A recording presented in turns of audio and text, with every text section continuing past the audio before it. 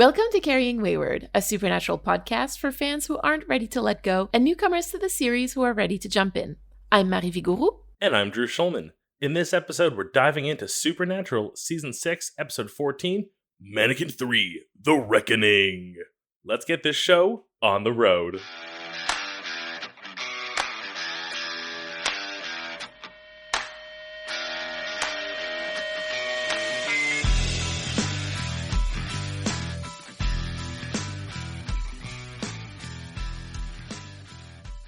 We have to talk about the fact that this is like a phobic episode for you. So do you want to walk me through that? When it comes to mannequins, they freak me out, and I don't know what it is. I don't have an inciting incident that suddenly makes oh, that's why I hate mannequins. They just give me that ick feeling. Being in malls enough, I have been I can walk past a store. Some stores are worse than others. And I think the ones that creep me out the most are the ones that have no features, like the ones in this episode primarily.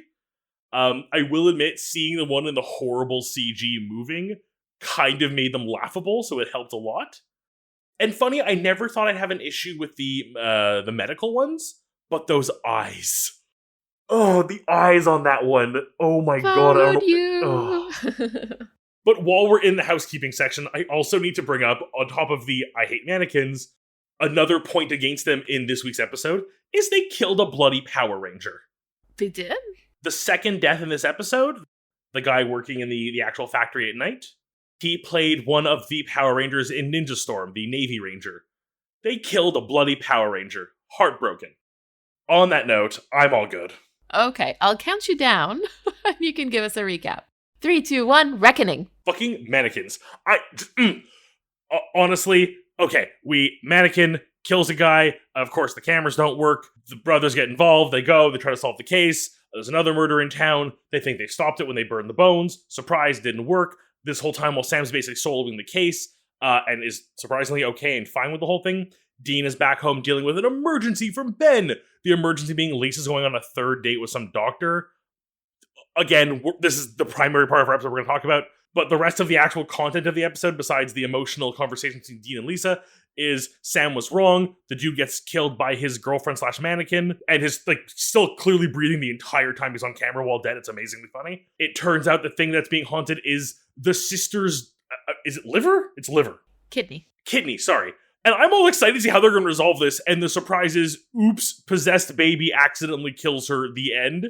Kind of a lackluster ending for an otherwise really good episode time. I'm just going to go directly into the long game just because it's very short. There isn't going to be that much. Not because this episode doesn't give us good growth for the brothers, but mostly because we're going to be talking about most of the really striking moments in story time. Lisa tells Dean that she knows what she wants, but she can't have it. And believe it or not, this is not the last time that Dean is going to be told something like that by somebody. As I sip my tea. Dean tells Ben, just because you love someone doesn't mean you should stick around and screw up their life, which I think we really need to keep in mind for a later season. We also get a really nice and emotional closing montage for the Ben and Lisa story arc. That made me kind of feel like this might be the last time we see them, at least for a while. It does sound like that. Quickly, I'm of two minds here. One, if this is truly their exit of the show, bless. They both lived. They are not forgotten, but they've moved on. Great. Do I expect that to be true? God, no. I'm sure they'll be back in some horrible way in season 10.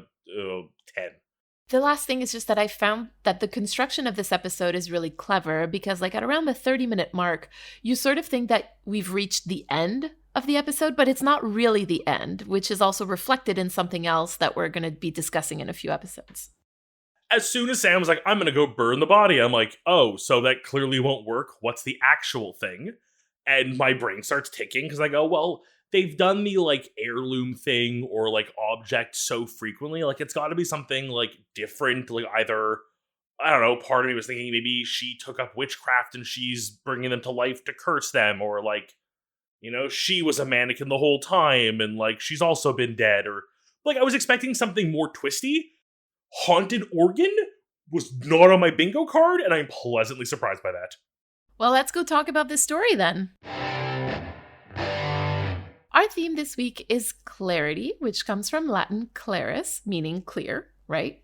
Pretty straightforward. It's derived from the Old French clarté, and I think what I would like for us to focus on during this discussion is like this idea of brightness and letting the light in, like shedding light, if you will. Let's start with Dean. After last week's like very Sam-centered episode, we have a very Dean-centered episode this week. So I think that it makes sense to start off with him. I think there's a few moments of clarity for Dean in this episode, and the first one is when he's explaining to Sam how like he copes with the past, and he says, "You shove it down and you let it out in spurts of violence and alcoholism." And Sam goes, "That sounds healthy." And Dean replies, "Well, works for me."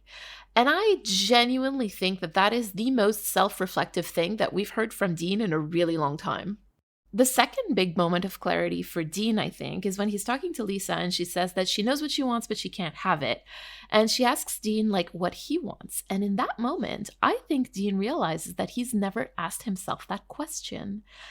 And to me, this has trauma written all over it. And obviously, like, it probably has to do with the way that, like, with my own baggage, but, like, traumatized people can have trouble imagining or thinking about like a future and what they want versus like what they have to do in order to subside or just survive, which is exactly what Dean was saying that he was doing earlier, right? Like spurts of alcoholism and violence. He's never really stopped to think about like what would he actually want from life. And I know that like personally, I had to reckon with that a few years ago.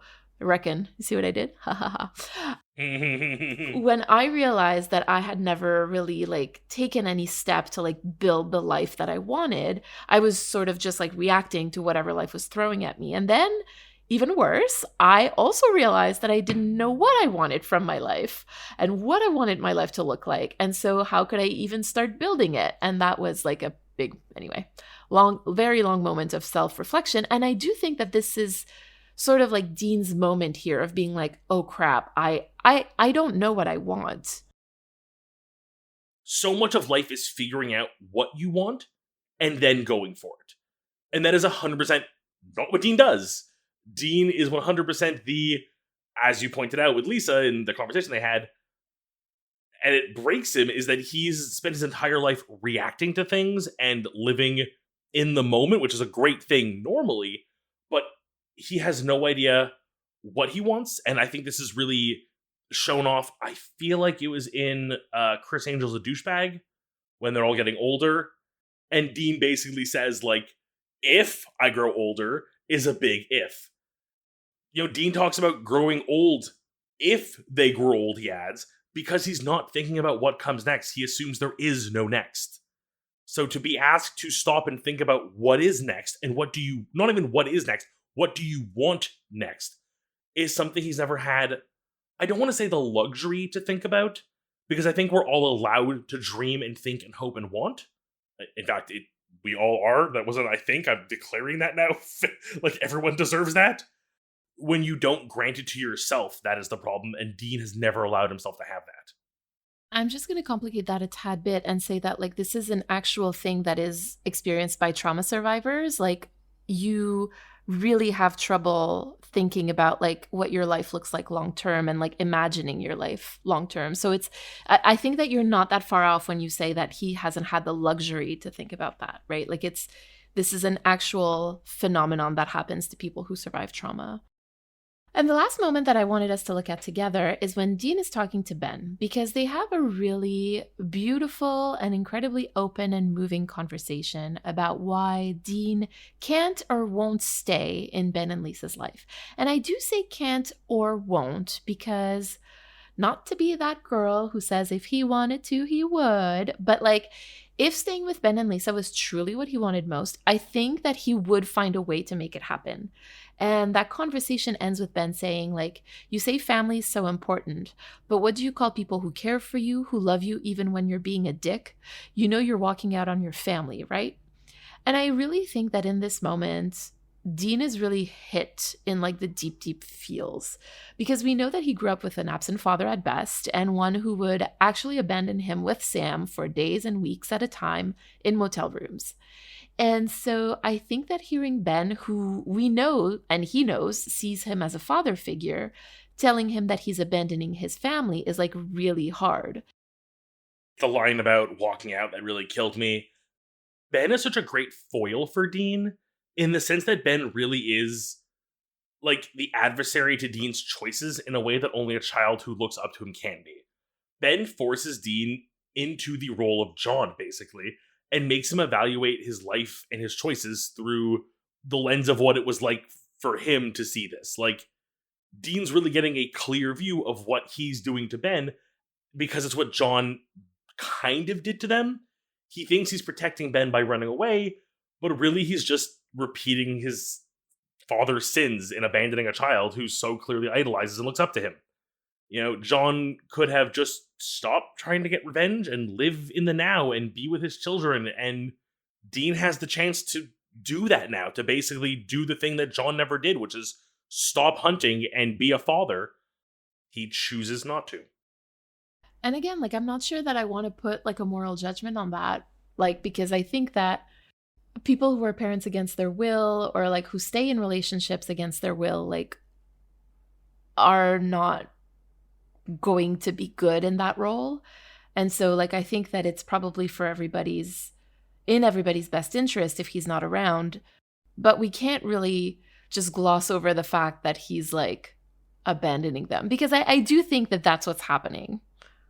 I feel like the Jin episode does this a little bit in the sense of it really kind of shows you the two sides of the coin of he either stops hunting, and in his eyes, hundreds, if not thousands of people suffer because he chose to live with his family that he loves and loves him, or he disappoints two people who are likely more safe without him, and he goes back to the life that he knows that he can do good in, even if it's not the life he truly wants, and continues to hunt.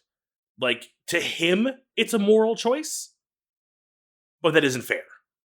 And this is kind of like my always base level, like, distrust of Dean.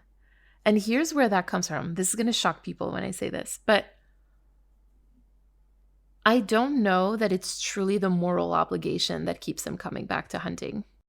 I think that it's the habit because he knows nothing else, and that's what feels the safest in his life. The moral high ground is his way of excusing it.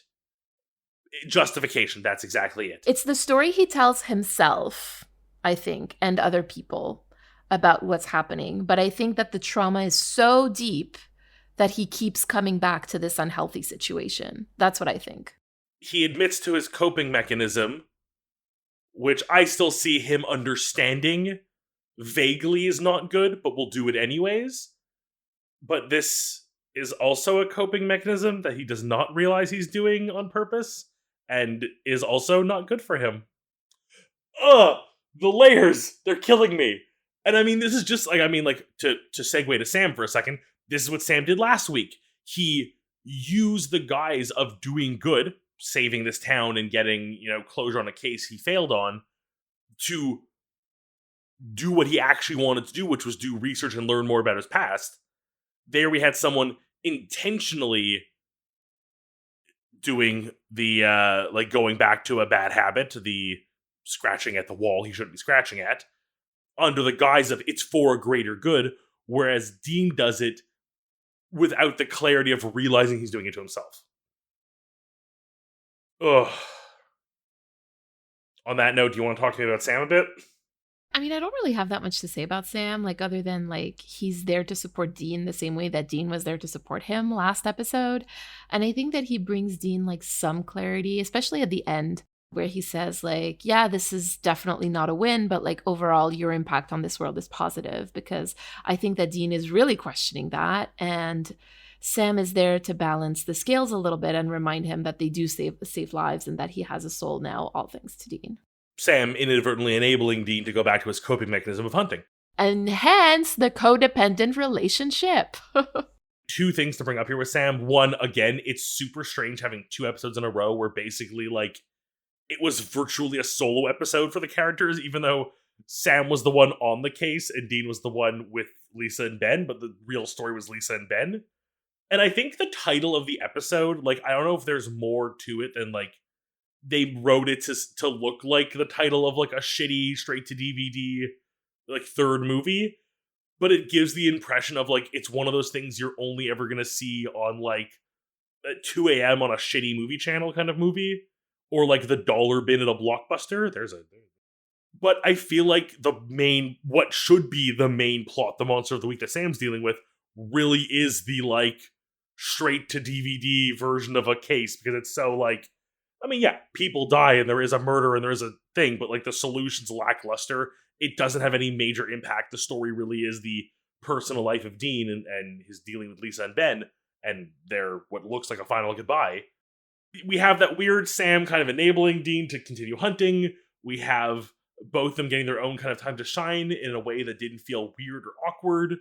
Just a really good pair of episodes. Like, I really kind of weirdly paired these last two up in a very fun, like, let us really, like, focus in on something with them. What a bullshit ending that they just kill the girl in, like, a freak accident and that's how they solve the case. I have some thoughts about that actually for later. I can wait. We can debate that later because I have some thoughts. This episode was written by Eric Carmelo and Nicole Snyder. It was directed by Jeannot Swark and originally aired on February 18th, 2011. Now, for Jeannot, this is his first of 5 episodes that he's going to be directing for Supernatural, and he has directed basically for every TV series that you can imagine, and he also directed Jaws too.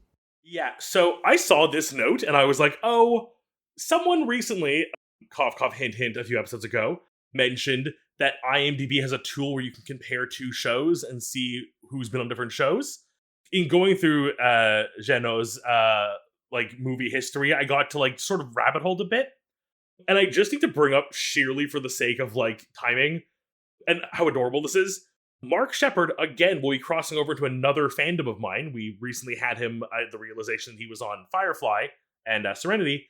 He's actually showing up soon in a very, very important Doctor Who episode coming up in my rewatch. And really adorably, he's a character that exists in the 60s as an ex-FBI agent. Why did he leave the FBI? They did not approve of his partner's skin color or gender. Oh. Queer and interracial. Gotta love him. In the 60s, too. But they eventually meet him again in 2011. Actually, they meet him before that in 2011. Time travel. What can I say? And the older man playing the older version of this character is Mark's dad. Oh my goodness, that's so funny. That's so cute. Actually, I was going to say only Doctor Who, but maybe Supernatural can also do that. What's in the Hunter's Journal this week? Cursed objects? Sure.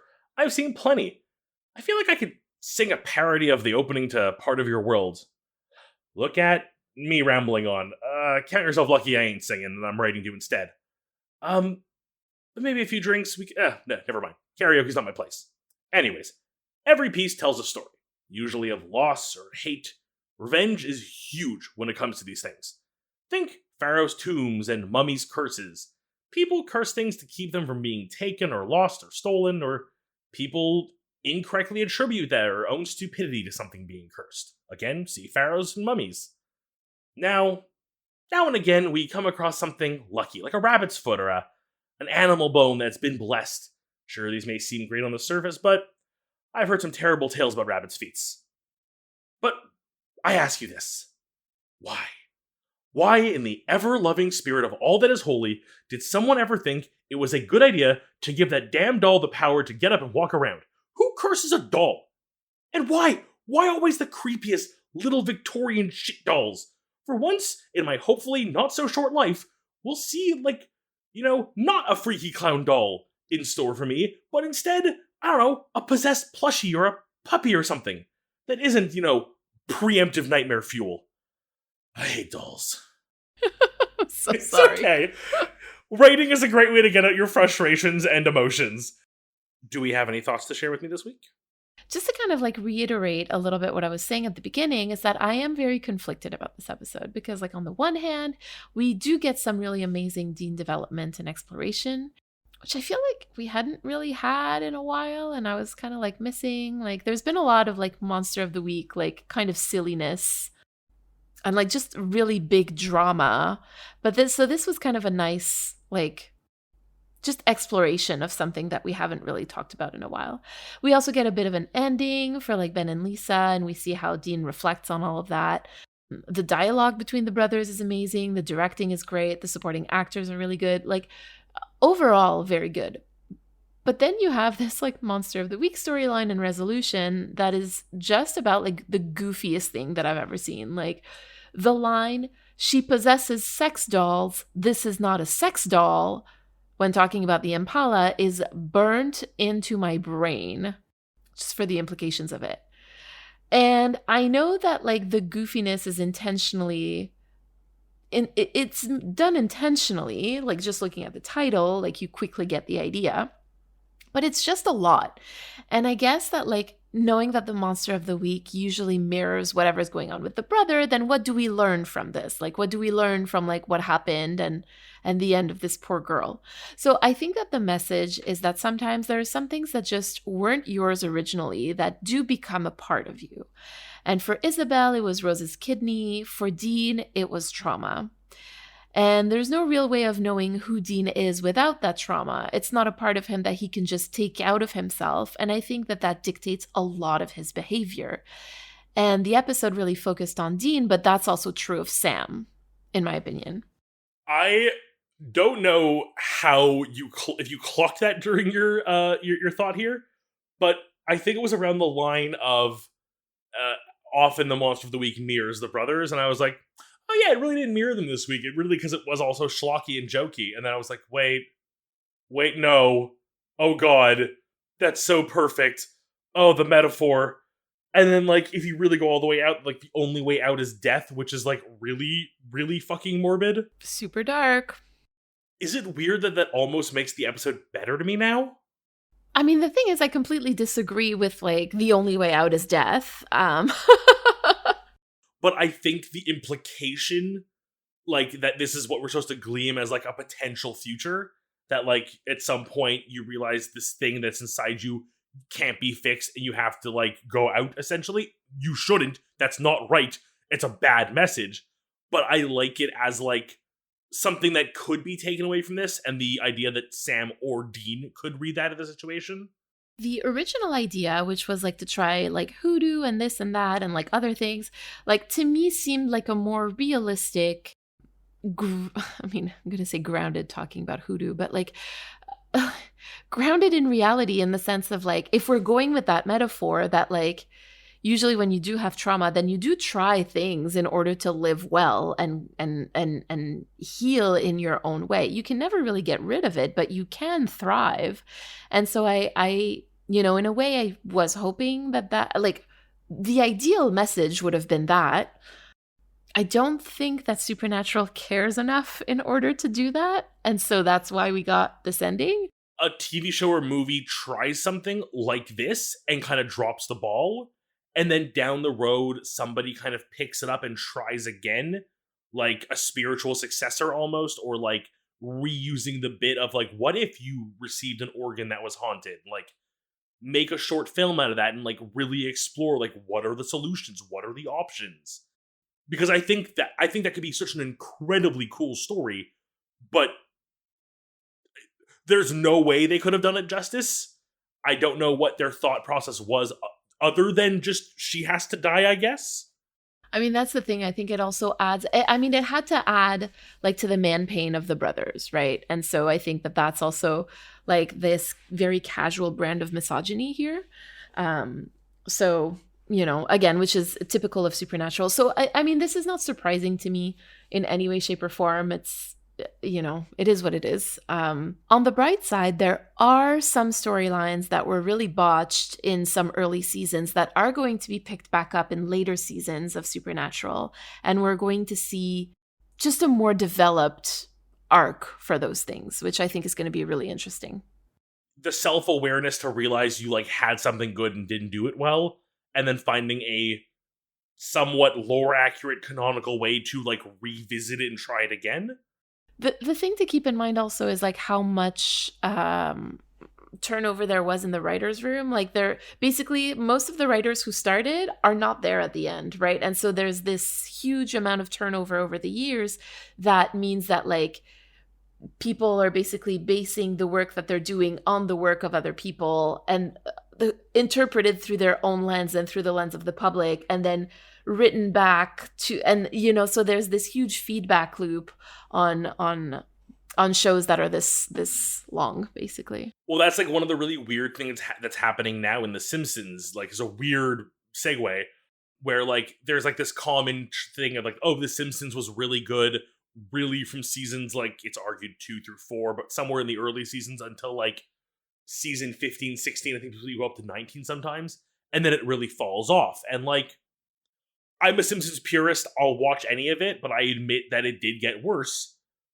And then we're now at a point where people who watch the show who were in that mindset, because they were kids who grew up in that generation that I am in, and like have seen kind of the fall and realized like on a very critical level what was missing that made the original so special, they're now the ones writing for the show. So it's like reburned its spark, like a really weird phoenix from the ashes of a bunch of burnt up donuts. It's like there's been some really surprisingly good episodes recently. They've fixed their formula, and it just I'll be interested to see when we hit the end of Supernatural, those last few seasons. And I know the ending is very fraught with issues from every angle, but I'll be curious to see like the rest of seasons 14 and 15, where we're getting writers who probably were fans of the show when it first aired and are now writing for it, and see how that affects things. Let's go listen to what our community has to say. This week we have a message from Rihanna. Before we listen to it, we wanted to remind you to send us a 3-minute voicemail. To respond to anything we discussed today, you can use the recording app on your phone and just email us the recording at carryingwayward@gmail.com. We also want to remind you that Mary and I will be answering the question. Last week we talked about Sam's hot girl summer. What would Dean's hot girl summer look like? For our Roadhouse supporters on our Impala Talk, stay to the very end of the episode to hear a short clip. Hey guys, this is Rihanna. I'm a huge fan of the podcast. I found it a couple weeks ago. I have been binging it ever since. I'm so obsessed. Thank you for making it. But I thought I would participate and send a message about how Dean kind of helped me leave religion. But I was raised in like cult adjacent religious extremism. I was never put in school, like ever. Only allowed to wear skirts and dresses. My parents were very strict, very fond of spare the rod, spoil the child. But basically, I was kind of raised bare bones in a similar way to Dean, with a very domineering parent, a very domineering Christ God figure, in a really strictly kind of controlled environment that permeates everything, like every decision, everything you do, where they live, who they talk to, what school. I mean, everything was dictated by their father in their hunter lifestyle. And I found Supernatural around 15 or so, which is when I really started to question things. I was an embarrassing age when I realized that some people didn't believe in God. I thought it was like a given. I didn't know you weren't allowed to, or you were allowed to not believe in God. I didn't realize that was an option. And when I started watching that, I really found kinship with Dean in that regard, where from the moment he was 4, like his entire life was this, and his only like belief was his dad, and his dad dictated everything. And they're like, if you remember when they get that first phone call from John in the first season, and Dean takes a phone from Sam, and he listens to whatever his dad is saying, and he just says, "Yes, sir." Like, he's so deadpan. There's no emotion in his voice, on his face. There's no question, which is what it's like. Like, you're so conditioned. There is no option. Like, you just, "Yes, sir." That is what you do. It is, "Yes, sir." But throughout that first season, like towards the end of it, and especially in the second and third, you start to see him kind of question and maybe like wonder, is my dad good? Is my dad a good man? Was he right? And that's terrifying when you're raised so strictly and not given an option to believe anything else. And so away from the world, to start poking at that is so terrifying, because the ramifications are huge. Like, he has those fights with Sam about their childhood, because if he admits Sam's abuse, does he not then have to admit his own? If his dad was wrong in this regard, what else is he wrong in? And it just pulls the rug out from under you, and it's so much easier to just keep being a good little soldier and going along. And it takes a lot of courage and bravery to get through that and come out the other side And I think he doesn't always deal with it in a very healthy way, but I think he does face that. And I think eventually Dean does get to the point where he can see his dad truthfully. He can see his childhood truthfully. And he, not to excuse his past in any way, but he finds a way to just make peace with it and move on, which was just so helpful for me as a teenager. I really just was able to see that and kind of incorporate it in my own life. And it was just so good. Like, it was so helpful for me to have Dean in that regard. And I know that y'all talked about John being like a Christ figure, so I just thought I would kind of throw my 2 cents in and leave you with this quote. Sorry, I'm going a little bit over 3 minutes, but it's from Nicola Yoon, the book The Sun is Also a Star, and she says, "Growing up and seeing your parents' flaws is like losing your religion. I don't believe in God anymore. I don't believe in my father either." But on that note, I'm going to let y'all go. Hope you have a wonderful day. Thank you again. Bye. Rihanna, I don't often get like choked up by voicemails, but this one got me. I'm not sure why. Maybe there's something else going on. Just first off, thank you. Welcome to Carrying Wayward. So glad that you found us. Thank you. And thank you for taking the time to send us this voicemail. I'm just amazed at how many people like find kinship with Dean Winchester. I think that there's something about him that is quintessentially American, North American, but also quintessentially human. Because like, you know, it's so funny because I think when he created these characters, Eric Kripke had in mind like, oh, we're going to make good old American dudes. And he did, but really not in the way that he thought he did. You know, what we're seeing of Dean and his journey through life in these 15 seasons can be looked at in so many different ways and through so many different lenses. And just because of our own background, Drew and I really focus on the queerness aspect of it, but there's this whole like religious aspect, military aspect that could also be looked into, like the cultural understanding of American, like the understanding of American culture. Like I think that there would be so many ways to look at this, and there's no way that we can do all of it. But thank you so much for bringing that to the table for us. Thank you. This was an amazing voicemail. Thank you so much for joining us on this journey. It still tickles me a bit when we get a listener who's like, I just found the show, and it's like, oh, you're listening to like Little Us from like 2 years ago when we were babies. 3 years ago, dude. 3 years ago, oh my god. I know. We've been doing this for 3 years, man. I can't, it still shocks me. And then like the bonus of like, you know, like as you listen through, you're going to come across this episode and be like, oh, my voicemail. And I'm so excited for that because I think it's such a fun little moment in the show. This was amazing. I love this. I love hearing that. I also just now love cult adjacent as a term I'll be throwing around regularly because that's amazing. But like having those realizations, like that's tough. I've never had to go through something like that, but like I can only imagine how hard it must be to be shown one thing for so long to the point where you think, like you said, believing in God is the default, everyone does it. And to then have a worldview shifted because something you were taught wasn't right.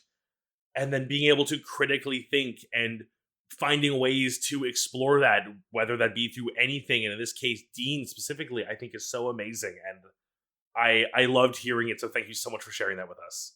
I think it also bears keeping in mind like how long it takes Dean to get there, because I think I know what you were referring to, Rihanna, when he says that like when Dean says that like he makes peace with his past, and it takes upward of a decade for him to be able to really unpack that from the moment that he starts deconstructing it in past his mid-20s and his late 20s. I don't know. I guess I want to emphasize like the time aspect of this process and how I guess it's always a work in progress. Stuff takes time. Let's go reflect. Let's. In my brain, this is one of those lines where just like all I can picture is Shia LaBeouf. You've seen that viral video of him, the just do it thing that we're just screaming in front of a green screen, a bunch of nonsense. In this scenario, though it is a crazy nonsense, him yelling at the viewer, the thing he's trying to hammer home is just go for it sometimes. And I had to embody that a bit today because sometimes, like we saw in the episode today, it just takes that, like, you just have to go for it sometimes. Like, you know, yes, Dean could stop hunting and could choose the life of living with Lisa and Ben. It really just comes down to saying, this is what I want, and I am going to do what it takes to get there. That's not easy. It's one thing to say it. I am very proud of myself today. I had a decision. I decided I wanted something to happen. So I took some actions that might in the future require some apologies to unstick. Nothing to you, nothing for it's for the benefit of the show, but nothing that'll affect the show. I might just have to apologize to 2 people later on, but the result is going to be positive for everyone because I took an action. So at the end of the day, the worst possibility is rejection, which sucks. Rejection is terrible and I hate it, but I would rather be rejected for something than not have ever tried doing it. FOMO is worse. So very, literally, I did a thing today, and I'm hoping these actions pay off, and if they don't, at least I tried, but I saw what I wanted, I built a plan, and I put it into action. That is my reflection of my call to action. Literally, action called and done. What would you have to reflect upon this week? Well, I think what was most striking to me in this episode is how dedicated Dean is to opacity at the beginning. And if I can channel my inner Jasper, I would almost say that he was dedicated to obfuscating his past. And there's something incredibly relatable about him not being able to answer Lisa when she asks him what he wants, and then not being able to answer Ben when he tells him that he sees Dean's behavior as abandonment. He's so focused on not thinking about this that he never thought about these seemingly really basic things. So I feel called to reflect on myself, especially the parts that I try to obfuscate, specifically in order to better my relationships with others.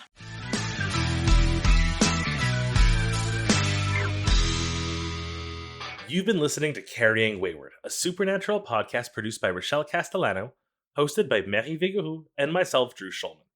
Thank you to everyone supporting us on Ko-fi or Patreon, and an extra thank you to our bunker supporters, Katira, Elle, and Jeremiah Thomas. This week, we'd like to thank Rihanna for their message. You can find the links to all our social media and our merch store at carryingwayward.com, and don't forget to leave us a rating and a review wherever you listen to us. If you like Carrying Wayward and you'd like to support us in our project to go through all 15 seasons of Supernatural, you can support us through Ko-fi or Patreon, and you can find those links at carryingwayward.com. Carry on, our wayward friends.